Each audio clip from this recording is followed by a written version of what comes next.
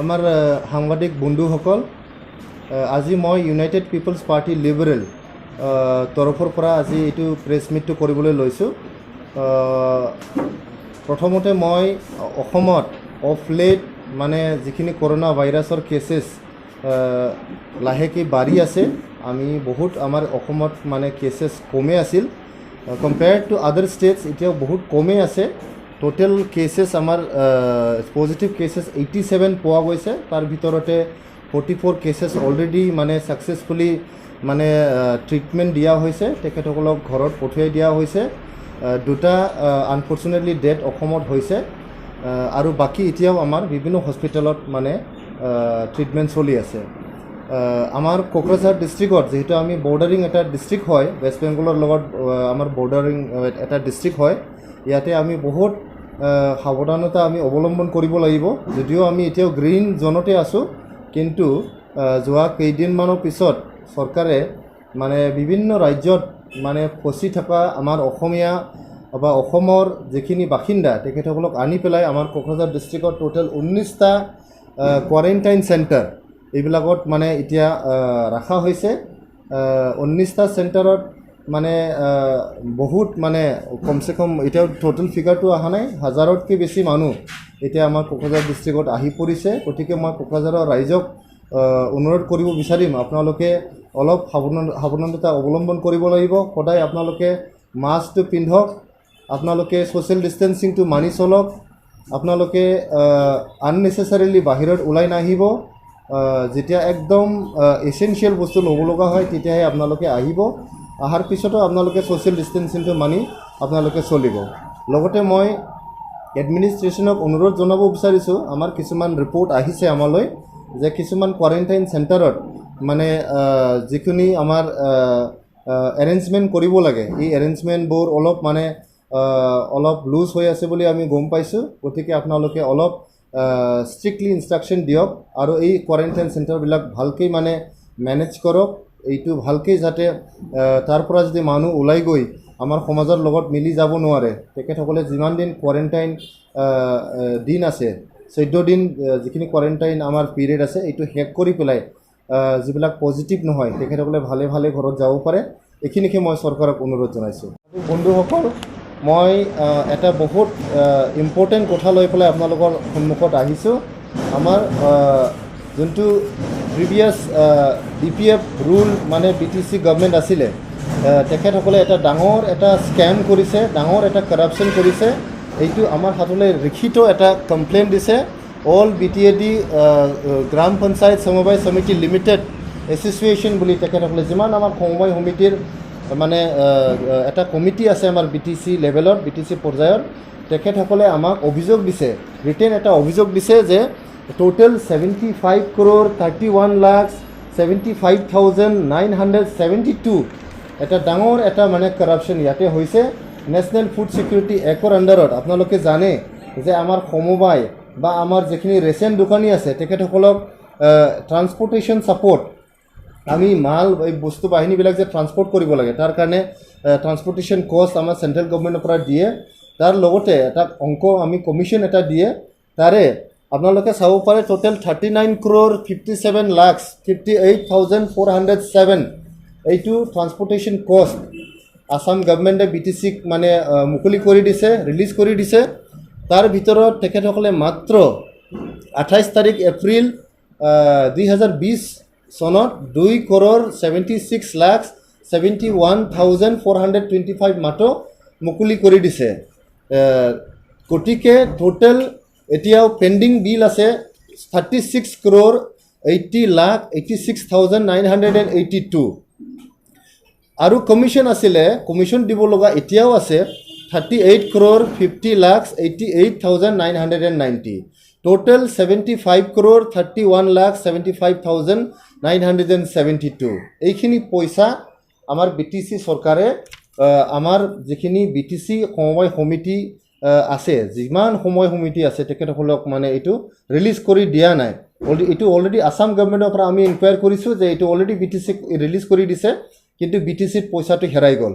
এতিয়া কোনে এইটো পইচাটো মানে হৰলুকি কৰিলে, এইটো পইচাটো কোনে খালে, কাৰ হাতত আছে এই পইচাটো, এইখিনি ভালকৈ থেৰলি ইনকুৱাৰী কৰিবলৈ আমাৰ যিহেতু গভৰ্ণৰ ৰুল চলি আছে আমাৰ BTCৰ এডমিনিষ্ট্ৰেটৰ শ্ৰী ৰাজেশ প্ৰসাদ ডাঙৰীয়াক ইয়াৰ ওপৰত ভালকৈ থেৰ ইনভেষ্টিগেশ্যন কৰি পেলাই যিবিলাক মানুহ ইয়াৰ ৰেছপনচিবল হয় যিবিলাক মানুহ এই কৰাপশ্যনৰ লগত জড়িত হৈ আছে তেখেতসকলক উচিত শাস্তি দিবলৈ আমি অনুৰোধ জনাইছোঁ।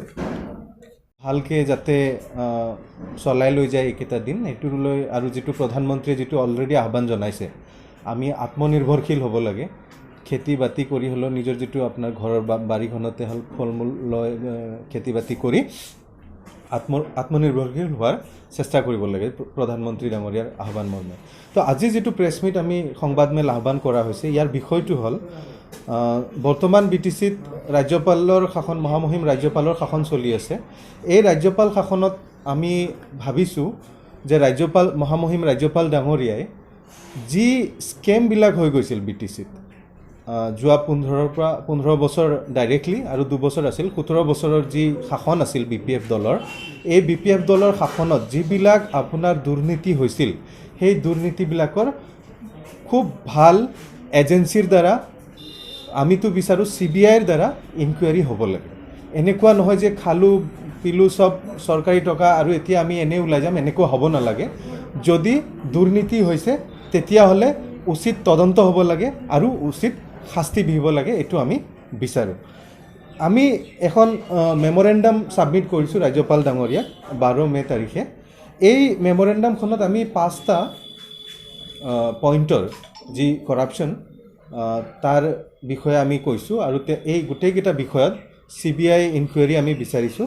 তাৰে 3টা বিষয়তো প্ৰুফ আছে, 2টা বিষয় আমাৰ বহুত যথেষ্ট আলোচিত বিষয়, যথেষ্ট আলোচনা হৈছে, এনেকুৱা 2টা বিষয় আছে। তাৰে এটা বিষয় অলৰেডি আমাৰ ৰাজু নাৰ্জাৰীয়ে ডাঙৰীয়াই উত্থাপন কৰিলে। মই যি বাকী কেইটা বিষয় উত্থাপন কৰিম ইয়াতে, এটা হ'ল আপোনাৰ 15 crore PNRD স্কেম। ইয়াৰ যিটো আপোনাৰ তথ্য এই তথ্যটো অলৰেডি যিটো আমাৰ হাগ্ৰামা মহিলাৰী ডাঙৰীয়াৰ ছিগনেচাৰত এইটো আছে, আপোনালোকক জেৰক্স কপি দি দিয়া হ'ব। ইয়াতে কি কৰা হৈছিল, হাগ্ৰামা মহিলাৰী ডাঙৰীয়াই প্ৰায় 15 কোটিৰ এখন পে'মেণ্ট কৰিব দিছিল এজন কণ্ট্ৰেক্টৰক আৰু কণ্ট্ৰেক্টৰজনৰ নাম মহম্মদ আফতাবুদ্দিন শ্বেখ। তেওঁক ডিৰেক্টৰ PNRD লৈ চিঠিটো লিখিছিল আৰু কৈছিল যে তেওঁক পে'মেণ্টটো কৰিব লাগে আৰু তাৰ প্ৰমাণটো অলৰেডি দেখুৱালোঁ। আমি ক'ব খুজিছোঁ যে এইটো যিটো কাম কৰিলে হাগ্ৰামা মহিলাৰী ডাঙৰীয়াই এইটো দুৰ্নীতিগ্ৰস্ত কাম হৈছে। ইয়াতে ডাইৰেক্ট ভায়লেশ্যন হৈছে যিবিলাক নৰ্মছ থাকে। কোনো এজন কণ্ট্ৰেক্টৰক যদি কিবা এটা কাম দিয়া হয় যিবিলাক নৰ্মছৰ মাজেৰে যাব লাগে, এইটোৰ টোটেল ভায়লেশ্যন হৈছে। আৰু ইয়াতে আৰু এটা বস্তু যিটো দেখা গৈছে সেইটো হ'ল পাৰ্চিয়েলিটি দেখা গৈছে হাগ্ৰামা মহিলাৰী ডাঙৰীয়াৰ এজন কণ্ট্ৰেক্টৰৰ ওপৰত। গতিকে এইটোৰ ওপৰত যিটো 15 কোটিৰ যিটো স্কেম হ'ল এইটো ৰাজ্যপাল ডাঙৰীয়াই উচিত পদক্ষেপ ল'ব লাগে ভাল এটা তদন্ত হ'বৰ বাবে। তাৰপিছত আমাৰ যিটো আছিল ৰাজু নাৰ্জাৰী ডাঙৰীয়া অলৰেডি মেনশ্যন কৰিছে সমবায় সমিতিত। তৃতীয় যিটো আছে এইটো হ'ল আমাৰ উচিত ডকুমেণ্ট যদিও নাই কিন্তু চবেই জানে, BTCত প্ৰায় সকলো জনতাই জানে যে যিবিলাক এপইণ্টমেণ্ট যোৱা 15 বছৰত দিয়া হ'ল, প্ৰায় 2-3 হাজাৰমান এপইণ্টমেণ্ট দিয়া হৈছে। এই এপইণ্টমেণ্টবিলাক কি প্ৰচিডিউৰৰ মাজেদি দিয়া হৈছে এইবিলাক আমি শুনিবলৈ পাওঁ। বেছিভাগ মানুহ হ'ল কোনোবা নেতা পলিনেতাৰ সম্পৰ্কীয় আৰু ঘুচ দি পেলাই চাকৰি লোৱাৰ কথা আমি চবেই জানো, শুনা পাওঁ। গতিকে ইয়াৰো উচিত তদন্ত হ'ব লাগে। এই যে বিগত এই 15 বছৰত যিবিলাক এপইণ্টমেণ্ট হ'ল বিভিন্ন বিভাগত, এই এপইণ্টমেণ্টবিলাক প্ৰপাৰ প্ৰচিডিউৰৰ মাজেদি হৈছেনে, সেই বিষয়ে মহামহিম ৰাজ্যপাল ডাঙৰীয়াই এটা উচিত আৰু খুব ভাল তদন্ত কৰিব লাগে আৰু আৱশ্যক হ'লেতো CBIৰ হাতত দিব লাগে। তৃতীয় যিটো আমাৰ পইণ্ট আছে এই পইণ্টটো খুবেই ইণ্টাৰেষ্টিং। অলৰেডি আমাৰ কেগৰ ৰিপৰ্ট পাব্লিছ হৈছে, ইয়াৰ ওপৰত বেছ কৰি আমি CBI ইনকুৱাৰী বিচাৰিছোঁ। 2টা কেগৰ ৰিপৰ্ট আমাৰ হাতত আছে। এটা হ'ল লটাৰীৰ ওপৰত, যিবিলাক BTCত যিবিলাক লটাৰী হৈছে তাতে বহুত কেলেংকাৰী হৈছে, তো এইটো প্ৰপাৰলি তদন্ত কৰিব লাগে। তাৰ উপৰি যিবিলাক বিভিন্ন শিতানত যিবিলাক খৰচ কৰা হৈছে যোৱা এই কেগ ৰিপৰ্টটো 2008ৰ পৰা 2013লৈকে তো এইখিনি সময়ত যিমান কেলেংকাৰী হৈছে ইয়াতে অলৰেডি চৰকাৰী কেগৰ দ্বাৰা উত্থাপন কৰা হৈছে নোট কৰা হৈছে গতিকে ইয়াতে আৰু কোনো আমাক প্ৰুফ বেলেগকৈ দৰকাৰ নাই আমি বিচাৰিছোঁ এই কেগৰ ৰিপৰ্টত থৰলি যাব লাগে আৰু ইয়াতে যিবিলাক বিষয় যিবিলাক কেলেংকাৰী উদ্ধৃতি দিছে সেইবিলাকৰ ওপৰত CBI ইনকুৱাৰী হ'ব লাগে আমি অনুৰোধ জনাওঁ মহামহিম ৰাজ্যপাল ডাঙৰীয়াই নিশ্চয় উচিত পদক্ষেপ ল'ব পইণ্ট আছে এইটো হ'ল যথেষ্ট গুৰুত্বপূৰ্ণ আৰু এটা ডাঙৰ কেলেংকাৰী হৈছে বুলি আমি অনুধাৱন কৰিছোঁ আমি খবৰ পাইছোঁ যে আপোনালোকক মই পঢ়ি শুনাই দিওঁ There are credible reports of the release of ₹120 crores budget by the state government just before the notification of BTC election. তাৰ মানে BTC ইলেকশ্যনৰ নটিফিকেশ্যনটো ওলোৱাৰ আগে আগে অসম চৰকাৰৰ পৰা 120 কোটি টকাৰ এটা পেকেজ আহিছিল The said budget was meant for undertaking new scheme within the BTC.